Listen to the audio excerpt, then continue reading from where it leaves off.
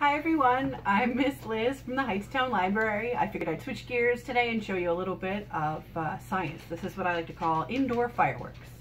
So hopefully it's stuff that you have at home. So you need baking soda, vinegar, a container for your baking soda, and balls.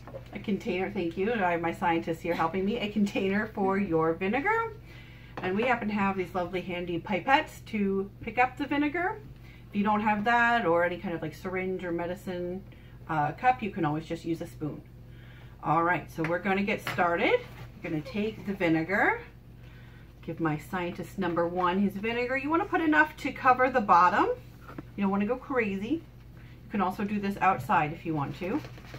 All right, and scientist number two. Oh, you also need food coloring. I should have mentioned that before. So make sure you've got food coloring. If not, you can still have fun with baking soda and vinegar. The food coloring is what gives it the firework kind of colors. All right, so we've got scientist number one putting his food coloring in. Scientist number two is going to do some as well. Do you want more food coloring? I need some green. Okay, so it's important to make sure you have enough varied food coloring. And as I'm sure many of you know, food coloring can stain, so make sure kids are dressed appropriately. And if you don't want to take a gamble with your table like I did, put something underneath it. All right, so once you've got the food coloring in, you're going to put in a little bit of vinegar into the smaller container. All right. And first let's do a little bit with the pipettes, so we can see what it looks like. So you're going to squeeze your pipette, get some vinegar in there, and squeeze it onto the colored spots on your baking soda.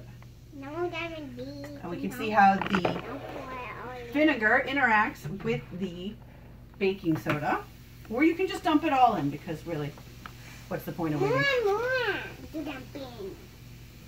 So the vinegar is acidic, and the baking soda is basic. They have different levels of pH, and when you put them together, they interact and they kind of take a little bit from each other and they try to neutralize. So that's the gas that is being released, is all those bubbles, and it is neutralizing. The baking soda is neutralizing the vinegar. It's a chemical reaction. Whoa, 13! You can see a lot of the bubbles come up at once. It looks kind of like it makes some steam. You can feel it. For the kids, when you're doing this, it's good to kind of get an idea. What do things feel like? What do they smell like? You'll notice vinegar has a particular smell. All right. Baking soda is usually nice and soft. These are all things that you should have in your kitchen usually. You can cook with. Vinegar you can also do a lot of cleaning with. You can lay out your food coloring in different ways and see about getting it to mix and match.